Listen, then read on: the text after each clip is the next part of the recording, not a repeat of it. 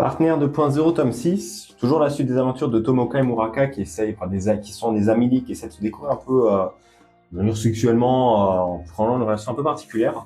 Dans le précédent tome, on avait Tomoka qui avait rencontré la patronne un peu de la supérieure de Murata dans la salle de sport. Elles ont commencé à devenir un peu copines dans ce tome, à passer un peu du bon temps ensemble, parce que je trouve une page un peu sympa. Voilà, elles vont au resto, elles commencent à devenir copines, à s'échanger des numéros, ce qui est un peu cocasse parce que théoriquement, sont toutes les deux amoureux du même mec, mais voilà, je trouve ça assez sympa, ça commence à rajouter un peu de relations, à faire des petits triangles amoureux et peut-être des péripéties qui peuvent être intéressantes pour la suite.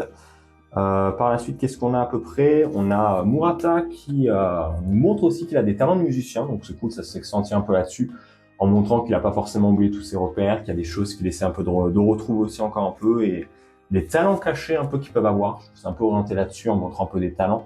On reste un peu dans l'aspect tranche de vie, plus forcément trop relations, même si on voit un peu leurs relations évoluer, mais il n'y a pas tant de changements par rapport à avant, même s'ils s'ouvrent un peu plus. Genre on voit, là je montre cette page où il y a Tomoka qui a annoncé à Murata que elle avait une chaîne YouTube, donc il commence à regarder un peu les vidéos, voir le nombre d'abonnés, tout ça, et s'abonner, pourquoi pas lâcher des likes et tout ça. Mais sinon, à niveau relations, je n'ai pas forcément trop de pages un peu intéressantes ici à montrer, autres que des trucs de sexe. Mais en gros, ça tourne encore un peu dessus.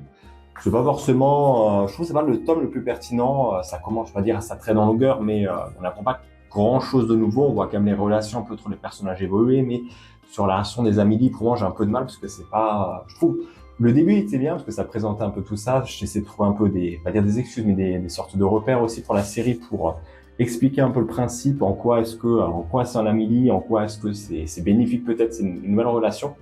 Dans ce tome, on perd un peu ça reste plus un peu dans un aspect classique, mais comme dit, qui n'est pas forcément non plus des plus déplaisants, c'est sympa à suivre, on suit un peu les personnages évoluer et tout ça, donc hâte de voir un peu la suite, si elle me donnera peut-être tort ou si ça ouvrira de nouvelles portes.